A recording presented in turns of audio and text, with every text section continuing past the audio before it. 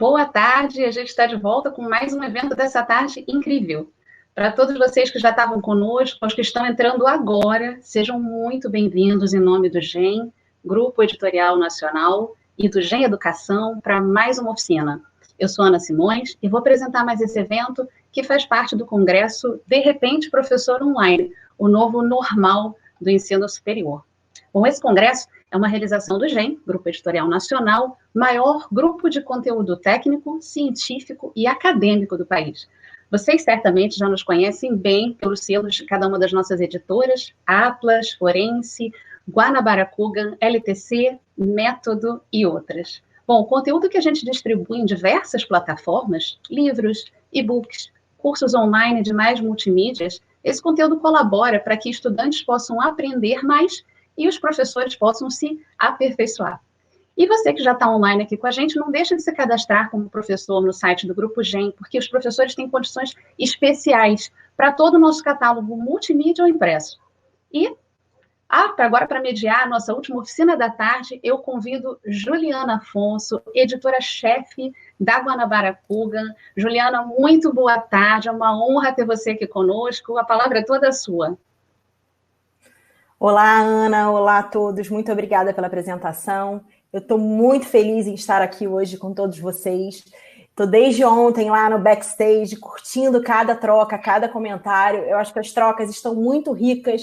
Então, eu estou realmente aprendendo muito, não só com os painelistas, mas também com todos os professores que estão participando de maneira tão intensa e tão produtiva. Está sendo muito rico para nós do GEM todo esse evento, né? Eu acho que esse evento veio para fortalecer ainda mais o nosso posicionamento e a nossa missão, que é sempre ajudar o professor a ensinar. Então, nesse momento tão difícil que a gente está vivendo, de pandemia, né, de dificuldades, ainda mais ainda falando de área de saúde, né? Como fazer isso dar certo? É possível dar certo? Não vai dar certo, né? São tantas coisas, tantos questionamentos na nossa cabeça, né? Imagino de vocês, professores, né? Como fazer isso dar certo? Então, para ajudá-los um pouquinho, para colaborar com o dia a dia de vocês, que já está tão difícil, a gente trouxe um professor muito querido nosso autor já há mais de 10 anos, professor João Antônio Correia. Eu tenho muito prazer em trazê-lo aqui para esse painel. O professor é médico urologista, ele é mestre pela UFRJ e professor do curso de medicina da Universidade Estácio de Sá. Muito bem-vindo, João.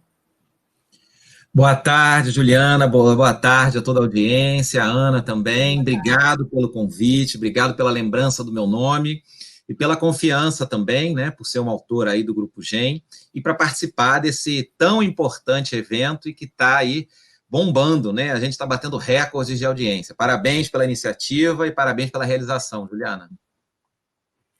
Obrigada, professor, e obrigada por aceitar o convite, por fazer parte dessa família que está sendo esse evento, porque acho que já virou uma família, né? Tanta gente trocando, tantas coisas interessantes, então a palavra é sua, porque você tem muito a nos dizer. Vamos lá. Ok, obrigado. Então, a gente vai bater um papo agora, nesses próximos minutos, sobre como a gente pode utilizar as metodologias ativas de ensino na área de saúde, né? Eu vou, então, compartilhar aqui a tela. Juliana, dá só um feedback, se está aparecendo a apresentação na tela cheia.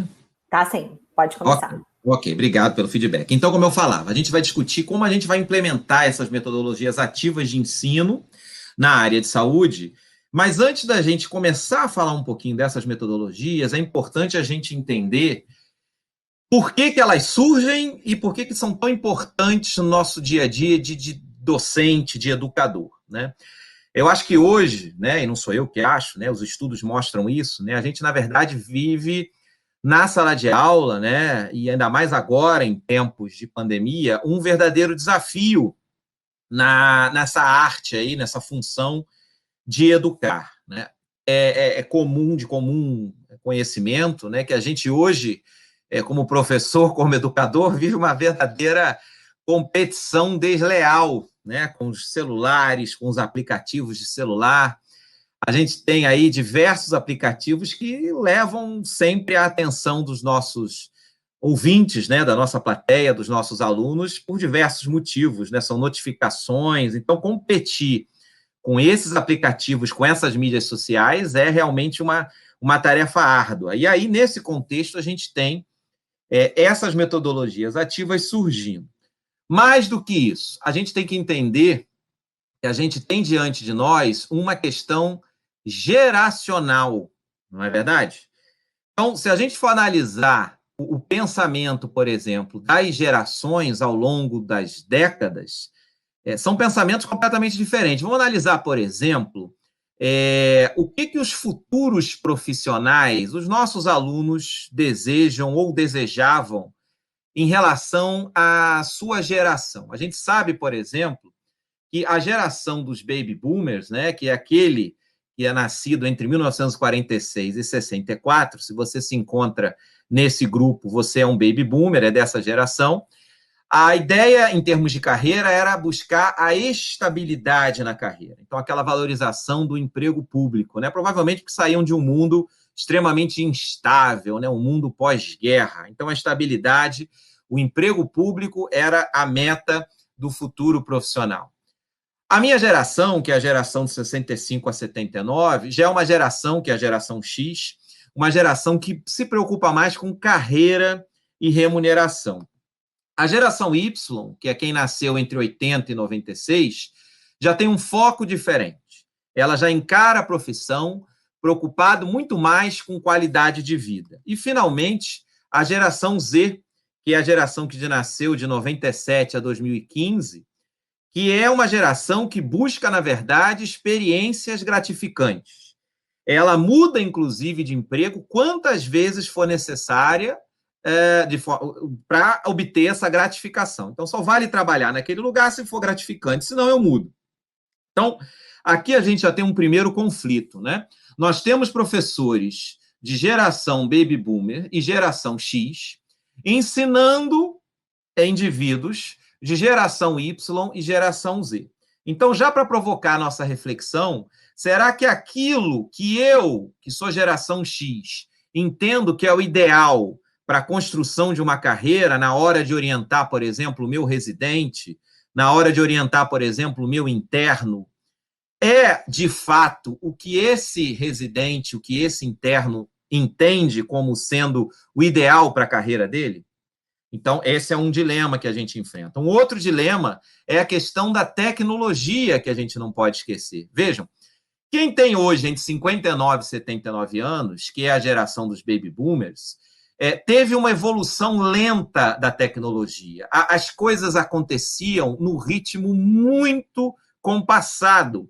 De uma maneira geral, tem uma questão até de serem céticos tecnológicos. Depois veio a minha geração, a geração X, que é quem hoje tem entre 39 e 59 anos. Essa geração, ela viveu de uma forma muito rápida a tecnologia. A tecnologia, ela evoluiu muito rapidamente. E é uma geração que tende a se adaptar, acabou se adaptando a essa tecnologia. Eu gosto sempre de dar o exemplo do telefone, né?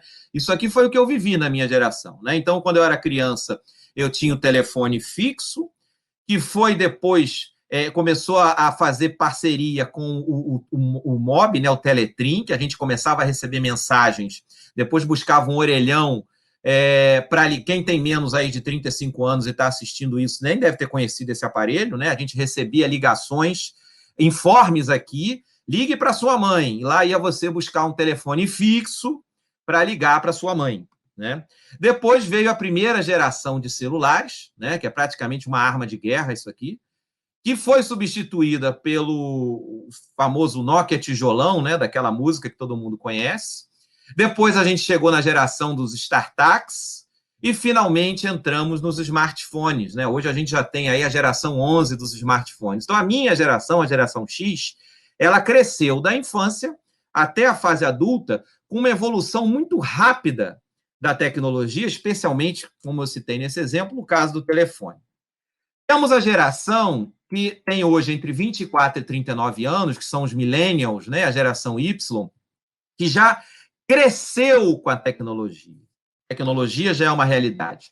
E quem tem hoje de 9 a 23 anos, que é a geração Z, nasceram já digitais. Então, eu volto de novo na provocação. Quem hoje está em sala de aula ensinando? Nós temos geração Baby Boomers e geração X, ensinando geração Y e geração Z.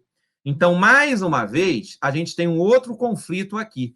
Como é que eu vou conversar sobre tecnologia, sendo geração X, com um aluno de geração Z que já nasceu digital? É outro mundo, é outro entendimento, né? Então, a gente, enquanto educador, também tem que estar ciente dessa realidade de gerações. Eu acho que aqui a gente começa a discutir, então, como a gente consegue vencer esses desafios do ensino do dia a dia, né? Acho que o primeiro ponto que a gente tem que pensar enquanto educador, entendendo que somos de gerações diferentes, é parar um pouco com aquela história do na minha época que era bom.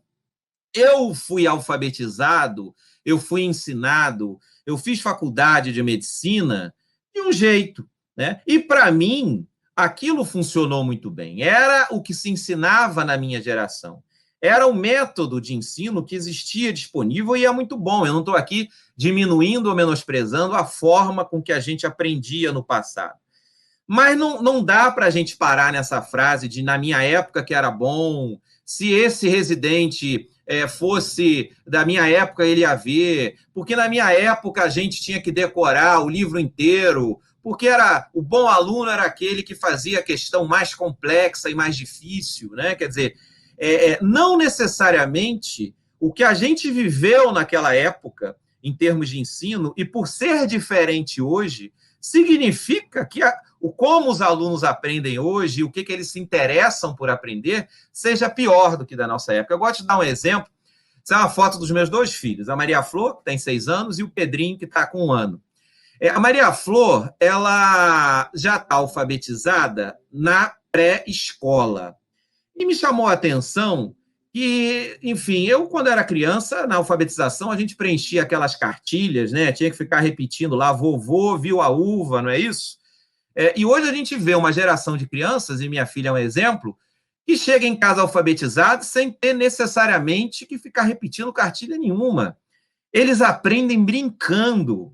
A forma de aprender para essa geração, que nem classificável é ainda, que é a geração da minha filha, é um aprendizado multissensorial. Eles aprendem sem perceber a matemática, a língua portuguesa. Então, como é que eu vou ensinar? Porque eu pretendo continuar professor por mais alguns anos. Maria Flor vai continuar crescendo. Imagina a turma que hoje é da minha filha, lá do primeiro ano, do fundamental, quando chegar lá na faculdade, se ela for minha aluna. Como é que eu, que aprendi desse jeito, vou ensinar a minha filha que aprendeu de um jeito completamente diferente? Não faz nem sentido, né? Então, esse desafio de gerações que nós, professores, vivemos, ele precisa a gente precisa estar antenado com essas mudanças, e se a gente quer alcançar esse público, a gente precisa, sim, se atualizar e entender que existem formas diferentes de ensinar. A gente tem que entender também que se a gente não pode vencer a tecnologia, essas estruturas novas de ensino, a gente precisa se adaptar a elas. A gente não precisa ir muito longe. Essa é uma foto dos principais congressos de medicina do mundo. E nessa foto, a gente tem aí um congresso internacional, onde a pessoa que está aí está pagando passagem, estadia, e estou falando na época do dólar a 5-1 em relação ao real, viu? Quer dizer, não é pouca coisa. E olha só essa plateia como se comporta. A grande maioria está usando o celular, mesmo diante de um palestrante renomado num congresso caríssimo. Isso acontece com a gente, que é de outra geração. Então, não tem jeito. O celular, ele vai estar presente na sala de aula, quer você queira, quer não. Isso faz parte do nosso dia a dia, já está dentro da nossa sociedade, da nossa cultura digital. Então, mais uma vez, não adianta tentar vencê-lo, a gente precisa unir-se a ele. E, por último, existe uma forma, né? É importante comentar, o que faz o nosso aluno gravar um tipo de informação, né? O que faz você levar a sua informação para a formação de uma memória de longo prazo. O nosso cérebro, para a gente ter uma ideia, ele vive a cada segundo lidando com situações que ele vai ter que decidir aquilo que fica no cérebro, aquilo que vai virar uma memória que você vai lembrar até o seu leito de morte, e aquilo que é passageiro, aquilo que não é interessante para você.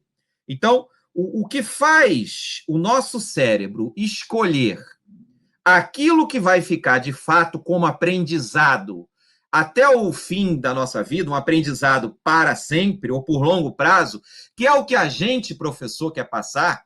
Eu quero ensinar um aluno, eu quero gastar minha energia em sala de aula ou online para que o aluno lembre o que eu vou falar para a vida profissional dele. Não adianta eu ensinar e ele, na semana seguinte, não lembrar. E o nosso cérebro, ele vai utilizar um balizador para decidir aquilo que fica e aquilo que vai embora. Porque, veja, para formar memória de longo prazo, é um exercício cerebral imenso. Existe, inclusive, formação de novas sinapses. É um processo bioquímico, um gasto energético absurdo do ambiente cerebral. E ele precisa, então, decidir aquilo que vale a pena gerar esse esforço e aquilo que é passageiro, que você não vai lembrar. É aquilo que a gente fala na brincadeira. Eu não lembrei nem o que eu comi no almoço, né? Porque certamente o cérebro entendeu que aquilo que você comeu no almoço não é interessante para você. E a gente já tem diversos estudos mostrando hoje em dia que aquilo que o cérebro utiliza para formar memória de longo prazo é a emoção. Aquilo que emociona você é aquilo que vai gerar memória de longo prazo. Eu vou dar um exemplo aqui bastante interessante. Se eu perguntar para a audiência, especialmente quem tem mais de 35 anos, o que você estava fazendo no 11 de setembro de 2001, o dia que aconteceu o atentado lá terrorista das Torres Gêmeas? Eu tenho certeza que quem tem mais de 35 anos na audiência é capaz de dizer aonde estava, que roupa estava vestindo, que situação estava passando. Por quê? Por que será que o 11 de setembro marcou tanto a gente? Porque gerou na gente uma grande emoção. A gente passou por uma situação inédita no mundo moderno, a iminência, inclusive, de uma terceira guerra mundial, né? Pela primeira vez, o continente americano, depois da Segunda Guerra Mundial, né, depois de Pearl Harbor, estava sendo aí atacado com um número de vítimas absurdos, né? Como foi no 11 de setembro. Então, isso certamente gerou no nosso cérebro uma emoção muito grande. E isso ficou. Eu tenho certeza que você não esquece mais. Então, se você na sala de aula, e eu vou parar por aqui, porque eu convido vocês para as 6h40 assistirem a palestra do professor Silvio Neto, que é neurologista, nosso diretor do curso de medicina da Estácio de Sá, e que aí eu não vou dar mais spoiler da apresentação dele, ele vai se aprofundar. Se você gosta desse assunto, se você entende que é importante para você conhecer as ferramentas de como o cérebro aprende, como você quer gerar memória de longo prazo no seu aluno, para aquilo que você fala em sala de aula ficar para sempre na memória dele ou por um longo prazo, e ajudando-o na vida profissional, assista hoje às 6h40 a palestra do professor Silvio Neto, imperdível, hein? Então vou parar por aqui, senão ele vai brigar comigo. Então, como eu falava, a emoção é o que vai fazer com que o seu cérebro escolha o que vai ficar e o que vai sair, né? Então, nesse contexto é que surgem as metodologias ativas de ensino. Eu fui mordido por essa mosquinha aí que vocês estão vendo na metodologia ativa de ensino, mais ou menos, talvez há uns 15 anos, quando na Estácio, na unidade Presidente Vargas, a professora Denise Erdi e a professora Lia Siqueira, da UERJ, foram lá fazer uma oficina com a gente. E desde então eu não consegui mais parar de fazer esse negócio aí de metodologia ativa de ensino e ler e estudar. Então eu estou liberando essa mosquinha aí, ó, até já saiu do slide, para que vocês também sejam picados por essa mosquinha da metodologia ativa de ensino. E a ideia, na verdade, dessa conversa é entendendo que a gente hoje lida, como eu falei mais cedo, e foi o contexto inicial, e por isso que eu fiz esse preâmbulo, né? A gente lida com uma geração que pensa e age diferente da gente. Uma geração que lida com tecnologia de forma diferente da gente. Uma geração que precisa ser emocionada na sala de aula para que essa memória de longo prazo seja formada. Então, é por isso que a gente entende que surgem nesse contexto as metodologias ativas de ensino. Elas vão ser capazes de emocionar os nossos alunos, essa é a ideia. Elas vão ensinar de uma forma diferente, de uma forma multissensorial, essa é a ideia, para que essa memória, para aquela sua energia, para aquele tempo que você está gastando em sala de aula, seja aproveitado da melhor forma. Antes da gente começar a discutir quais são as principais metodologias ativas, é só deixar claro que o objetivo do nosso bate-papo é simplesmente trazer novas ideias para a comunidade docente que está assistindo essa audiência, né? Para a sua sala de aula, de graduandos, de pós-graduandos, mas também, por exemplo, para preceptores, colegas médicos, que, assim como eu, também trabalham com preceptoria de residência médica, no dia a dia do ensinamento dos seus residentes.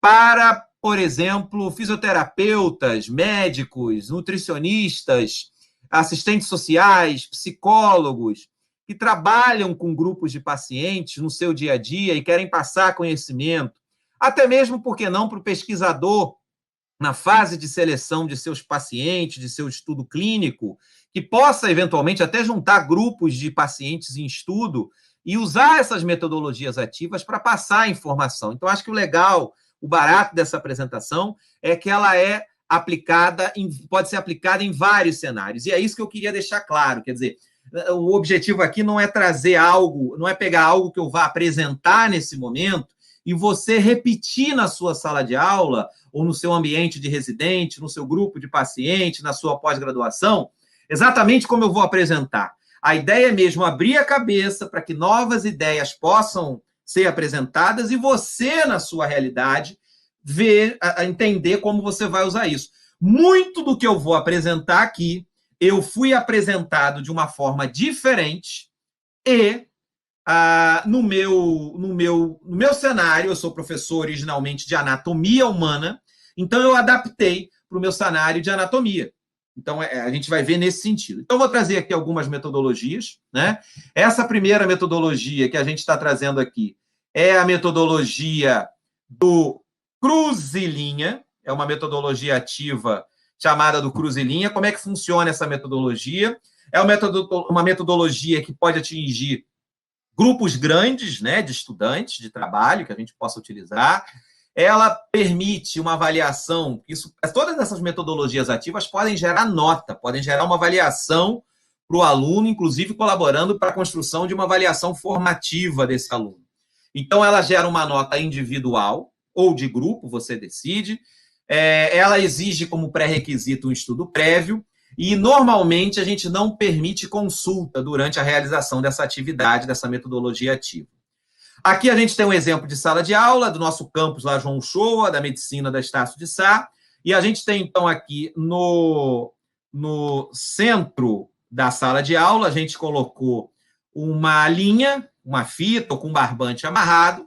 A gente pede para todos os estudantes se posicionarem do outro lado da linha, né, do outro lado da fita, e a gente coloca, então, como o professor está fazendo, uma afirmativa projetada no slide. E pede para que os alunos que concordam com aquela afirmativa cruzem a linha, cruzem para o outro lado. Então, se o aluno concorda, ele cruza a linha. Se ele não concorda, ele permanece onde está. Em seguida, a gente, que é o professor, que é o moderador da atividade, vai perguntar para esses alunos aqui que não cruzaram a linha, ou seja, os que não concordaram com a afirmativa que você projetou, por que eles não cruzaram a linha? E aí isso vai gerar uma argumentação. Se, por outro lado, você tem os alunos que cruzaram a linha, você vai perguntar para eles, não, por que você cruzou a linha? Por que essa afirmativa está certa, né? Então, isso pode ser usado em vários ambientes. Você pode discutir, por exemplo, sei lá, numa residência de patologia, se aquela lâmina que foi projetada é de uma determinada doença, né? e pedir, então, para quem concorda, cruzar a linha, quem não concorda, não cruze, e aí esse grupo começa a dizer, não, porque os aspectos celulares ali não são compatíveis com a cirrose hepática. Esse grupo já defende que é. E o legal desse cruze-linha é que, à medida que você vai tendo a argumentação e a contra-argumentação dos grupos, quem está no grupo que não concordou pode mudar de lado.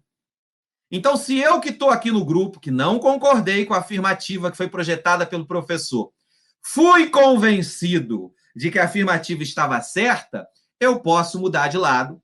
E essa que é a brincadeira legal, porque você vai tendo, então, mudanças de opinião, convencimentos e não convencimentos de quem está participando. Ao final, o professor encerra, depois de um determinado ponto, e dá o gabarito da questão, e aí você pode pontuar, se esse for o seu objetivo, você pode dar pontos para aquele professor, daqueles alunos, perdão, que estão do lado correto do gabarito, né? Agora, João, você está falando aí no ambiente presencial, está mostrando foto, mas aqui o nosso congresso é o do, de repente, professor online, né? Isso pode ser reproduzido no ambiente online?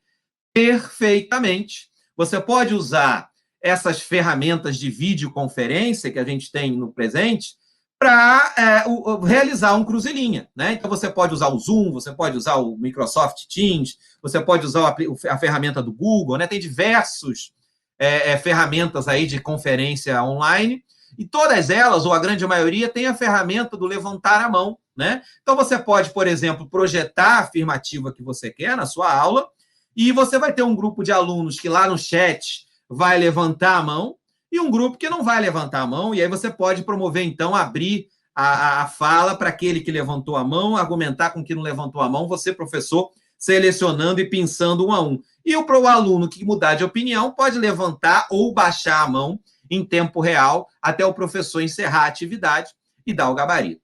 Uma outra metodologia ativa que a gente conhece é o fishbowl.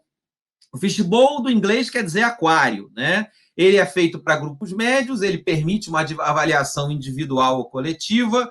A gente costuma pedir que haja um estudo prévio, porque eles vão precisar discutir entre si, e ele também não permite consulta. Aqui mostrando uma roda de professores, né? E a gente usou a metodologia do fishbowl para a ambientação de novos professores do curso de medicina de Angra dos Reis. Então, aqui sou eu aplicando essa metodologia, e ela funciona da seguinte forma. Você deixa várias pessoas ao redor em círculo, né, como se fossem a parede do aquário, e dentro do aquário você tem os peixes, não é isso? Então, você coloca, por exemplo, aqui nesse caso, 3 cadeiras e 2 professores, que era o objetivo da metodologia, 2 alunos conversando entre si sobre um tema que você vai dar. Então, o tema de hoje vai ser algum assunto sobre a anatomia clínica do pâncreas. E esses alunos começam a conversar como se estivessem num restaurante, num ambiente informal. Num determinado momento, reparem que eu tenho 2 pessoas conversando e uma cadeira vazia, tá? É importante sempre deixar uma cadeira vazia aqui. Num determinado momento, quem tiver de fora do aquário, quem está aqui nas paredes do aquário, e entender que pode contribuir com a conversa, ele faz o quê? Ele senta na cadeira vazia e automaticamente um dos 2 que estava sentado se levanta, deixando a cadeira vazia. Então, é sempre importante deixar uma cadeira vazia nesse centro do aquário para que alguém que esteja na periferia do aquário e que deseje contribuir possa sentar aqui. Se vocês perceberem, ó, esse professor que estava sentado aqui vai para o meio do aquário e esse professor que não estava participando do debate vai sair. Olha aqui, ó, o jogo dos 7 erros, olha lá. Esse professor aqui vem para o meio do aquário e o outro professor liberou a cadeira e assim continua a conversa e você, professor, atua como ouvinte e moderador do que eles estão debatendo. Como eu falava no primeiro exemplo, a anatomia clínica do pâncreas. Você pode construir, complementar, instigar, né? Esse é o objetivo. O professor tem um papel aqui de moderador. E aí você, se entender que isso pode valer uma avaliação, pode dar nota de acordo com a participação desses alunos, claro que sempre, preferencialmente, para diminuir subjetividade, com um checklist, né, pré-construído. No ambiente online, o fishbowl também pode ser desenvolvido, né? A gente tem hoje as ferramentas de videoconferência. Você poderia muito bem propor um tema de discussão e ter 4 alunos aqui, por exemplo, conversando. No chat, né, você pede para que quem tem interesse de entrar na conversa levante a mão. À medida que você tem um aluno de mão levantada, você pede, olha aqui no caso da Jéssica, Jéssica, vou pedir para você se retirar, porque tem aqui o Paulo querendo entrar na conversa. E assim a gente vai fazendo, mantendo sempre essa roda de discussão, com o professor moderando e os outros alunos ouvindo e participando e aprendendo, né? Outra metodologia legal, essa metodologia, na verdade, eu adaptei para anatomia, eu aprendi num Congresso Brasileiro de Educação Médica, né? A disciplina de Medicina Legal, que fazia essa gincana investigativa, e aí o objetivo mesmo era discutir aspectos forenses da medicina, né? Mas eu aí trouxe e adaptei para anatomia. Por que não? Como eu falei, temos que abrir a cabeça, o objetivo aqui é apresentar ferramentas, né? Então, a gincana investigativa, ela permite que seja feita é uma metodologia ativa de ensino que permite a aplicação para grandes grupos. Ela geralmente é feita por uma avaliação do grupo, o grupo ganha nota, exige estudo prévio, mas permite, essa é uma novidade, ela permite consulta durante a realização. Então, aqui um caso clínico que a gente usou, por exemplo, na sala de aula já algumas vezes, que é na anatomia que a gente dá aula, na Estácio, o caso, por exemplo, do assassinato do pâncreas, né? Aqui é um caso, por exemplo, de pancreatite biliar, que a gente usou de uma forma lúdica para discutir com os alunos. Mas a gente já fez o sequestro do útero, que era um caso de esterectomia motivado por uma miomatose uterina. Numa pós-graduação de fisioterapia que eu participo, lá da Interfísio, a gente já fez o paradeiro da bexiga, que era uma discussão de bexiga neurogênica, né, para a gente entender as causas, né, da bexiga hipoativa, e funcionou muito bem. Então, a gente divide essa turma em grupos, esse sou eu aqui, lá no campo João Shoa, da Medicina da Estácio, dividindo a turma em 3 grupos de detetives, de investigadores, um grupo competindo com o outro, né, são 3 grupos aqui no meu caso, porque a turma era muito grande, e a gente vai espalhando pistas pela sala de aula para que o aluno descubra o mistério. Ele precisa resolver o mistério. Afinal de contas, ele precisa resolver quem assassinou o pâncreas. Esse é o mistério que ele tem que resolver. Então, aqui, algumas alunas da pós-graduação que eu trabalho, achando uma pista aqui no interior de um crânio de plástico, um aluno que achou uma pista aqui atrás do ar-condicionado, que eu plantei, e aqui um outro aluno que achou uma pista debaixo de um assento. Para ele chegar nessas pistas, né, a cada pista que o aluno descobre, ele vai, então, juntando evidências para descobrir o mistério. Ele precisa descobrir quem assassinou o pâncreas, que, nesse caso, a explicação que ele vai ter que me dar, que eu vou levar o aluno a descobrir, é um caso de pancreatite biliar. Ele vai ter que discutir os princípios anatômicos que levam à pancreatite biliar, a localização do pâncreas, por que um cálculo, por exemplo, de vias biliares vai levar a uma pancreatite biliar baseado na anatomia das vias biliares e do ducto pancreático. Então, tem todo um contexto, né? Existe uma brincadeira, mas muita seriedade no objetivo dessa atividade, tá? E aqui é interessante mostrar que a aluna está consultando o celular, e é isso mesmo que a gente quer. A gente precisa trazer tecnologia para a sala de aula. Então, essa aluna certamente está consultando um livro online do Grupo GEM, eu tenho certeza, viu, Juliana?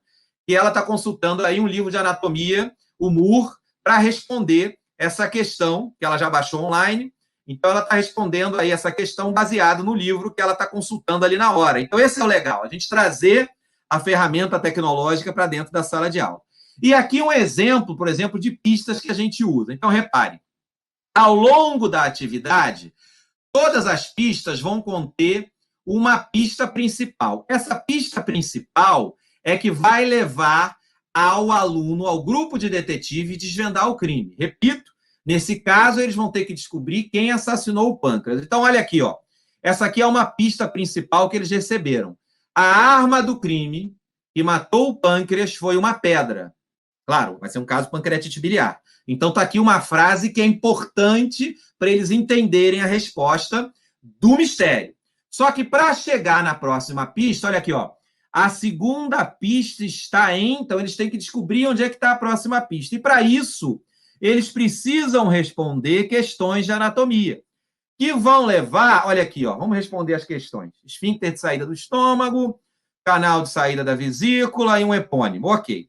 Então, a gente constrói essas pistas de forma que, ao responder essas pistas, ele vai descobrir, e para isso tem que saber anatomia, ele vai descobrir aonde está a próxima pista. A próxima pista está, olha aqui, ó, na lousa.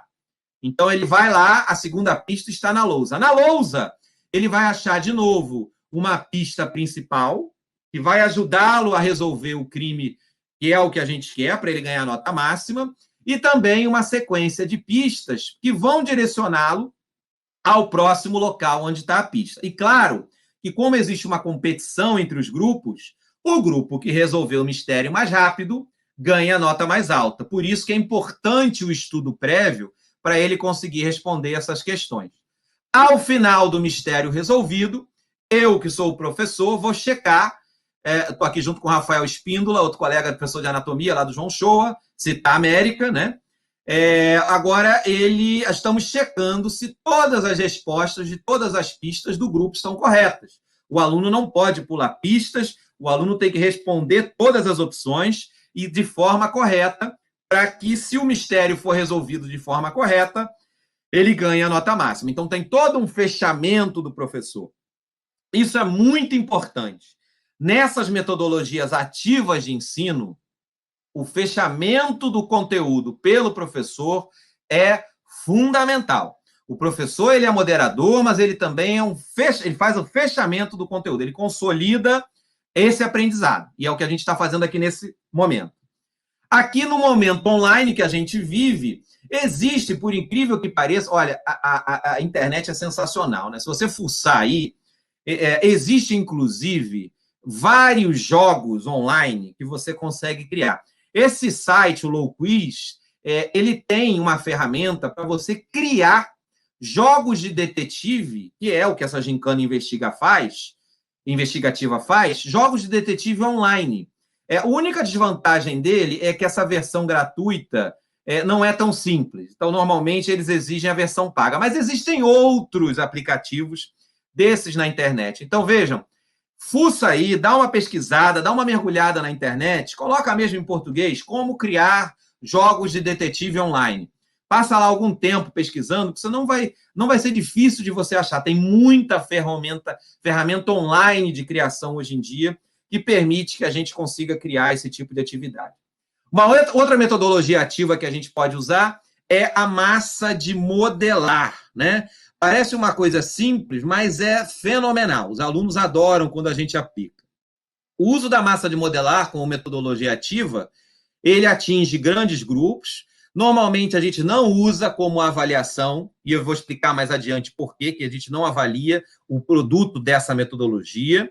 Ele exige um livro-guia e ele permite consulta, que, aliás, a consulta vai ser do próprio livro-guia, né? Então, aqui a gente usando massa de modelar no anatômico com os nossos alunos de medicina, né? Então, vejam, uma aula de anatomia óssea, onde a gente pede para que esses alunos utilizem massa de modelar para reproduzir um osso. O objetivo aqui não é selecionar artesões. Esse não é um curso de artes, né? Esse é um curso de medicina, por exemplo. O objetivo aqui não é o fim, né?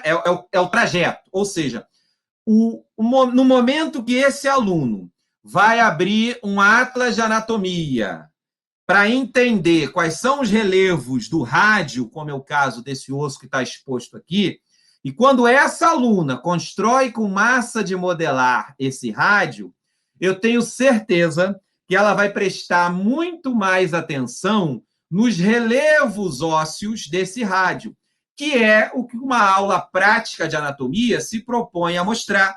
A gente quer que o aluno conheça os principais relevos desse osso, até porque muitos desses relevos são utilizados para anatomia de superfície, para você, por exemplo, fazer uma medida de pressão arterial, para você coletar um sangue, para você secar uma veia, para você achar um pulso arterial. Os relevos ósseos são pontos de anatomia de superfície importantíssimos para a prática clínica. Então, a gente, nesse primeiro momento, pede para, então, através da massa de modelar, esse aluno reproduzir o osso. E, com isso, ele fixa mais o relevo ósseo. Por isso que não é uma atividade que tem avaliação. O objetivo é a construção do osso, né? Aqui uma aluna muito orgulhosa com a sua clavícula, e aqui outro grupo de alunas, então, montando aí uma clavícula, uma escápula, com a massa de modelar. No meio online, você pode fazer isso também. A gente não está lá presencial com o aluno, mas você pode pedir para o aluno adquirir, isso é baratíssimo, né? Massa de modelar, pedir para ele reproduzir um osso guiado por um atlas de anatomia em casa, ou, por que não, construir uma célula numa aula de histologia, ou, por que não, montar um assoalho pélvico numa aula de fisioterapia, de pós-graduação de fisioterapia do assoalho pélvico.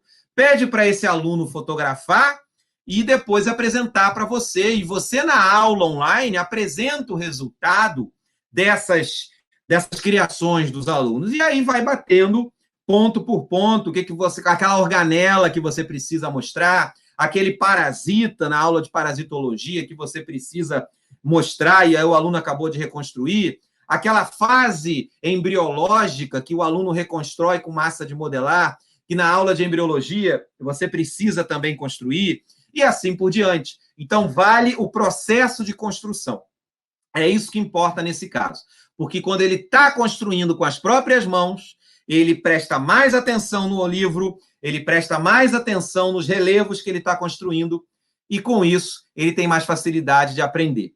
Sem precisar, muitas vezes, ficar decorando, não é isso? Aquela atividade de memorização da anatomia, da histologia, da êmbrio, da parasito, né? A própria imunologia pode utilizar, quer dizer, como eu falei, abram a cabeça. A ideia é dar sugestões. Como você vai usar, é problema seu, é criação sua, né? O objetivo aqui é apresentar ideias. Um outro jogo muito legal, esse jogo eu aprendi com a professora Ana Cristina, da imunologia lá do João Shoa, Citar América, da medicina. É o jogo do faz sentido. É um pouco parecido com o jogo da memória, mas não é um jogo da memória, não. Ele pode ser feito com grupos pequenos, ele permite avaliação coletiva ou individual, você decide, ele exige estudo prévio e não permite consulta. Então, você reúne pequenos grupos de alunos e você vai colocar como se fosse um jogo da memória aqui, só que, ao invés de ser uma imagem, como um jogo de memória tradicional se apresenta, você vai escrever frases aqui. E vai pedir, então, para esses alunos, como num jogo de memória. Então, esse aluno aqui vai ter direito a levantar, né, 2 dessas filipetas aqui. Em cada uma delas vai aparecer uma frase. E o aluno, nesse caso, e por isso que é o jogo do faz sentido, ele vai ter que dizer se o que está escrito naquela frase conversa com aquilo que está escrito na outra frase. Se faz sentido, né? Então, esse que é o objetivo, é o jogo do faz sentido. E, a partir daí, o aluno, claro, é convidado a desenvolver uma explicação, uma justificativa, eventualmente ele pode até levantar, apresentar um slide sobre aquilo que ele estudou, para saber, para explicar o motivo, se aquilo que ele mostrou faz sentido. Se não fizer sentido, o professor moderador vai dar aquilo como incorreto e o jogo segue dessa forma. No momento online, você pode criar esse seu jogo do faz sentido. Eu gosto muito de usar a educand.com. Educand.com é um software online, né, um programa online que você acessa totalmente gratuito, onde você vai se cadastrar no seu e-mail e você pode criar exatamente isso que a gente mostrou. Textos que vão preencher essas filipetas aqui. E o aluno pode, online, acessar cada uma delas e ir mostrando para você se faz sentido ou não. Então, você, de forma online, consegue muito bem, de forma muito fácil e gratuita, criar esse tipo de metodologia. Outra metodologia interessante é o jogo do quem sou eu. né? Mais uma vez, é algo que traz, é uma metodologia lúdica, mas que é muito séria e tem o seu grau de complexidade, né? Esse jogo do Quem Sou Eu me foi apresentado pela equipe de histologia lá do campus Presidente Vargas, da Estácio de Sá, e eu aprendi e já levei para anatomia, aquela história, né? Você pega dali, aplica no seu, né? Então, ele pode ser utilizado, ele vai utilizar grupos pequenos, ele permite ação coletiva e individual, já usei, inclusive, em pós-graduação essa metodologia. Ele exige estudo prévio e ele não permite consulta. E é o que a gente conhece mesmo, né?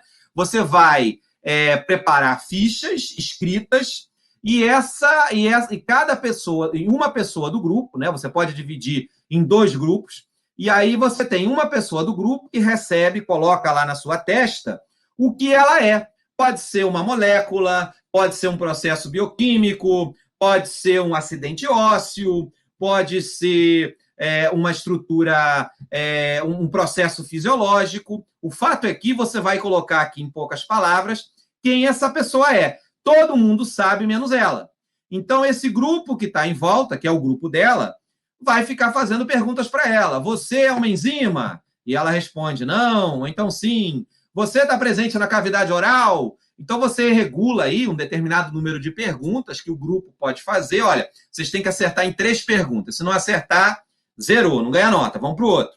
E assim por diante. E com isso, você consegue desenvolver assuntos também em sala de aula de uma forma lúdica e motivando esses alunos no aprendizado. Repito, você pode encerrar essa atividade com uma aula dialogada. Por que não? Né? Você, como professor, pode sim fechar esse tipo de atividade com uma apresentação de slides, ou ao contrário, você começa com uma apresentação, faz uma aula dialogada, participativa, e fecha com uma metodologia dessa, né? Isso é possível de ser feito. Então, são ideias, né? Para você também estar sempre com o conteúdo amarrado. No meio digital, isso é possível também. O Quem Sou Eu? Você pode pegar, por exemplo, essas ferramentas de videoconferência, como por exemplo, o Zoom, o Google Meets, o Microsoft Teams, né, como a gente já falou. Você pode muito bem digitar dicas no site. Então, por exemplo, você quer... Vou dar um exemplo aqui totalmente fictício. Você quer que a resposta é útero. E aí você, como professor de anatomia, quer que os alunos respondam útero. Então, você vai colocando no chat, sou um órgão pélvico feminino. Pronto. E à medida que você vai dando as pistas no chat, você pode pedir para os alunos acessarem o Mentimeter. Né? Mentimeter é outro programa online gratuito, extremamente útil para o professor utilizar, gratuito, como eu falei, onde você pode criar online questões de múltipla escolha, nuvens de palavra, fazer ranqueamento, expor imagens. Mas para essa metodologia do Quem Sou Eu, eu recomendo que você, professor, use a ferramenta de videoconferência para digitar dicas no chat de quem sou eu. Como eu dava o exemplo anteriormente, sou um órgão pélvico feminino. E à medida que você vai dando as pistas, os alunos vão, através dessa ferramenta do Open-Ended, que existe no Mentimeter, dá uma treinada em casa aí, e você vai ver. Pega seu filho, sua esposa, seu marido, vai fazer uma brincadeira no Mentimeter, que você vai ver que é bem legal. Então, pega aí, usa o Open-Ended, e aí você consegue ver as respostas online dos alunos através desse aplicativo. Aquele aluno, aquele grupo de alunos que responder primeiro útero é o que ganhou, vamos dizer assim, aquela atividade. E aí, claro, você fecha aquilo que você precisa mostrar sobre o útero. Esse tipo de metodologia serve até como icebreaker, né? Você quer quebrar um gelo, você quer começar uma aula mais complexa, mais densa, por que não utilizar uma ferramenta dessa? É uma dica também bastante interessante. Outra metodologia ativa é o aprendizado baseado em equipes, né? O Team-Based Learning, né? Ele permite grupos grandes, a avaliação pode ser individual ou coletiva, exige estudo prévio e permite consulta. Aqui um exemplo que a gente usa na anatomia, repito, eu estou trazendo a minha realidade, do livro que, inclusive, a gente é autor, né, no Grupo GEM, que é um livro de anatomia clínica baseado em problemas, que eu tenho a honra de ser um dos autores aqui. Então, esse é um livro todo baseado em casos clínicos para uso de anatomia clínica. Então, aqui é um caso 48.7, caso real do livro, de tumor de cólon, onde a gente apresenta o caso para o aluno na sala de aula. O caso é seguido de imagens radiográficas e tudo mais. A gente, em seguida, já dividiu a turma em grupos, né? Os grupos estão lá formados, e aí cada grupo vai ser exposto, então, a uma pergunta projetada. Você pode fazer isso no celular também. Existem aplicativos de celular que te permitem fazer isso. Kahoot, Socrative, né? E aí esses alunos vão acessar os seus celulares para poder responder a essas questões. A gente, ao expor as questões, permite que esses alunos pesquisem a resposta, né? Então, aqui é um grupo de treinamento de professores lá da Estácio, de coordenadores de curso, para ser mais exato.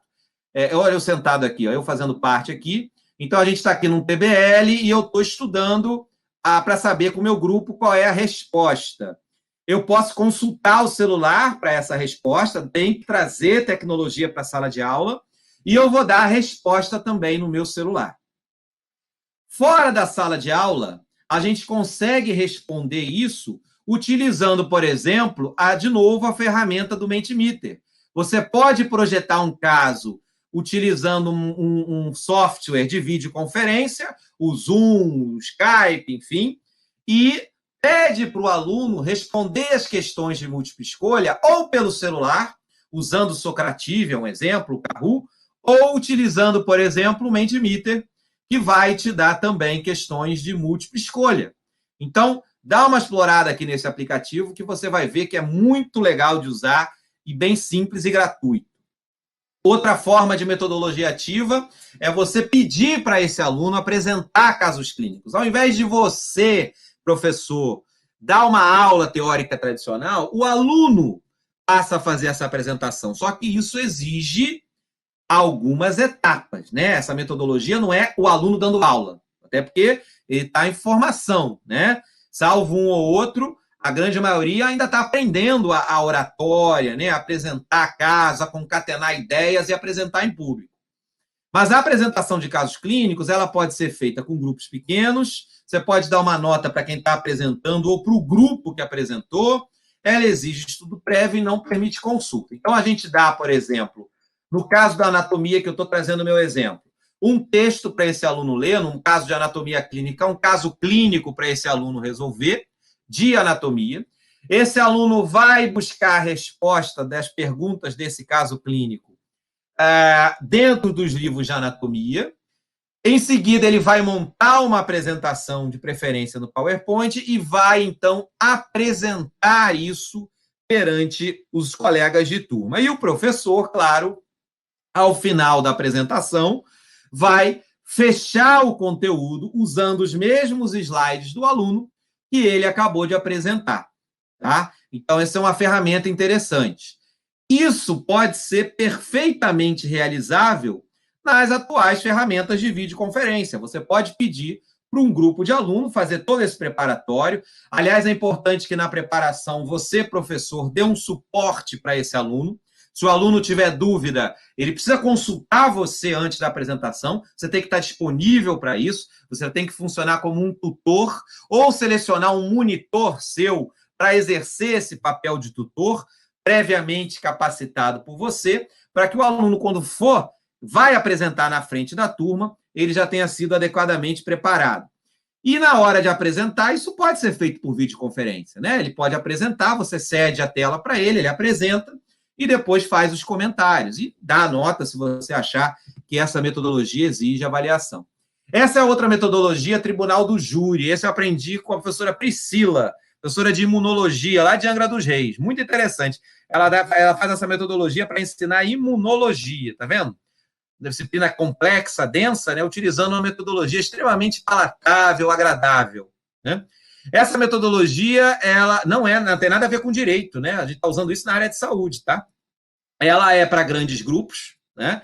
Ela permite uma avaliação individual ou coletiva, precisa de estudo prévio e não permite consulta. Repito, isso não é regra, é sugestão, hein? Sugestão, você decide. E aqui, como foi feito? Isso aqui são os alunos lá de Angra dos Reis, de medicina, que montaram, né? Você vai montar, então, um grupo de alunos que são os promotores, você vai ter o juiz, que é o professor, você vai ter os defensores, o pessoal da defensoria, que é outro grupo de alunos, você vai ter, por exemplo, o réu, que pode ser uma situação que se apresenta, né? Então, você coloca uma situação imunológica escrita para aqueles alunos, ou um fragmento de texto, ou um artigo científico, coloca, então, uma pergunta sobre aquele artigo e a promotoria vai ter que dizer que sim, a defensoria vai ter que dizer que não, e vai caber aos jurados serem ou não convencidos dos argumentos da promotoria e da defensoria, né? E, a partir daí, claro, você fecha o conteúdo daquilo que você explicou. Então, também é uma forma lúdica de você discutir conteúdo, apresentar conteúdo para alunos na área de saúde. No meio online, você pode fazer isso. Você abre uma videoconferência, o Ryan aqui é o promotor, a Lindsay é a defensora, o Jeff aqui é o juiz, que é o professor, e a Jéssica é um representante dos jurados, por exemplo. Isso é fácil de construir, fora a interação pelo chat que você pode ter. A gente já está concluindo, eu praticamente estou encerrando aqui. Essa é uma outra metodologia ativa bastante interessante. Essa eu aprendi com a professora Patrícia Tensky, da USP, junto com o professor Ipojucan, da Federal do Paraná, que são os professores que capacitam aqui na Estácio os coordenadores de curso, nos nossos encontros mensais. Essa é uma metodologia muito interessante, que é a metodologia do Art Gallery, ou seja, galeria de arte. Exatamente isso, uma galeria de arte. Então, essa metodologia é para grupos médios, ela permite avaliação coletiva, exige estudo prévio, mas ela permite consulta. Aliás, ela é feita com consulta. Então, você divide a turma em grupos, cada grupo vai ler um pedaço de um texto, vai ler um artigo científico, aí o professor decide, tá? Esse texto e esse artigo, o professor apresenta ao aluno pela primeira vez. Ele pode ter estudado aquele conteúdo antes. Olha, a aula de hoje vai ser anatomia do estômago. Mas o artigo que você vai dar, por exemplo, sobre cirurgia bariátrica, para o aluno estudar e depois discutir, ele nunca teve acesso, por exemplo, né? E aí você pede para que cada grupo faça uma representação gráfica, exatamente isso, um desenho à mão que resuma, que sintetize aquilo que eles leram. Logo em seguida, cada grupo vai apresentar o seu desenho, tal qual uma galeria de arte, para os demais grupos. E nesse desenho, ele tem que ser capaz de sintetizar aquilo que ele acabou de ler. Ou pode até fazer diferente. Ele pode perguntar para os outros grupos, antes de explicar, o que aqueles grupos que não fizeram o desenho, que não participaram dessa leitura, estão entendendo daquele desenho. Olha, gente, a gente lê um artigo aqui de cirurgia bariátrica, o nosso desenho é esse. O que vocês acham que a gente tirou aqui de conclusão da cirurgia bariátrica? Então, isso pode ser até um fator provocador, né, para iniciar esse debate, essa discussão. Repito, parece algo simples, uma brincadeira, mas não é. Extremamente complexo, e digo mais, o poder de retenção de informação é altíssimo, principalmente do grupo que fez o desenho. É bastante interessante. Online, você pode fazer isso também, né? Você pode pedir para o aluno dar um trabalho prévio para esse aluno, o aluno se divide em grupo, eles ficam lá nas suas casas trocando informação por WhatsApp, por e-mail, eles fazem videoconferência, criam um desenho em conjunto e expõem esse desenho, formam uma galeria de arte para a turma numa videoconferência. Então, é perfeitamente factível num ambiente virtual. Enfim, eu encerro aqui, a gente teria muito mais para trazer, mas eu estou esgotando o meu tempo. O objetivo realmente é apresentar ideias para que a gente possa abrir, né, nossa mente, nossa cabeça, permitir que a gente consiga transformar esse ambiente de estudo para que essas informações fiquem, de fato, nos nossos alunos e que a gente consiga, de alguma forma, desfazer esse conflito de gerações, ok? Eu estou aqui, Juliana, eu acho que eu já parei de projetar, vocês já estão me vendo aqui, deixa eu ver aqui, interromper o compartilhamento. Estamos sim. Então, sim, professor, muito obrigada pela palestra, João. Acho que todo mundo adorou. Várias ideias lúdicas, diferentes, criativas, porque eu acho que é isso que o aluno que entra, né, com 18, 20 anos na faculdade, eu acho que ele deve se sentir tão estimulado em chegar em anatomia, uma disciplina tão difícil, dessa maneira, uma maneira muito mais lúdica mesmo a palavra, né? Então, não vai ter tempo para responder as perguntas, mas o professor João se disponibilizou a gravar um vídeo para a gente, respondendo as principais perguntas. E aí eu vou deixar disponível, junto com todo o material, no nosso ambiente virtual de aprendizagem. Professor, muito obrigada.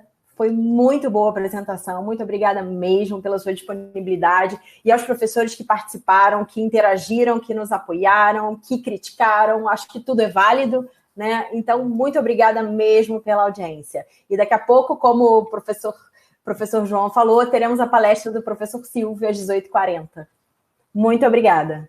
Pessoal, quero agradecer aqui, Juliana, professor João, que oficina sensacional, a gente viu aí pelo feedback, né, os comentários, foi realmente um sucesso.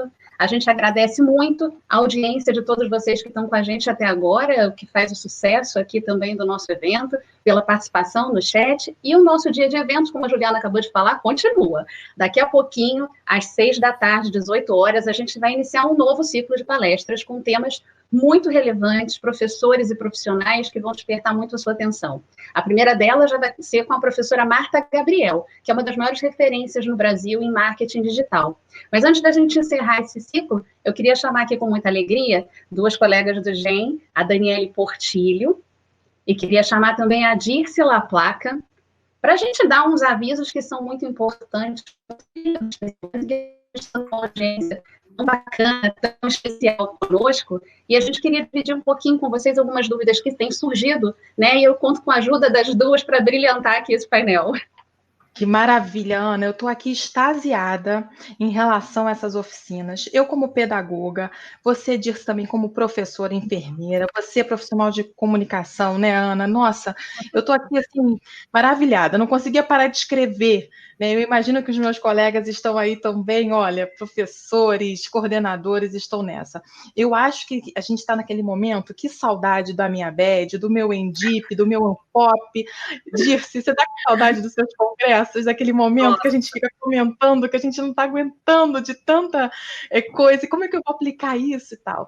Enfim, mas vamos focar aqui nas nossas dúvidas. Então, a gente está recebendo muita dúvida, pessoal. Primeiro, agradecer a todo mundo, né, Ana, que foi um sucesso, né? Está sendo gente bom. Nossa, uma experiência incrível. E a gente tem recebido também, em contrapartida, também dúvidas, e eu acho que isso é muito bom, porque é o sinal que o pessoal está querendo realmente se envolver nesse congresso com a gente. Com a lista de presença, você esclarece um pouquinho para a gente, Ana, sobre a lista de presença?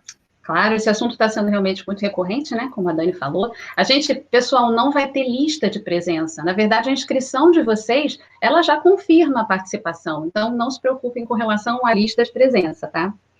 Com relação também ao local de transmissão, Dirce, você fala para a galera como é que está isso, onde eles acessam?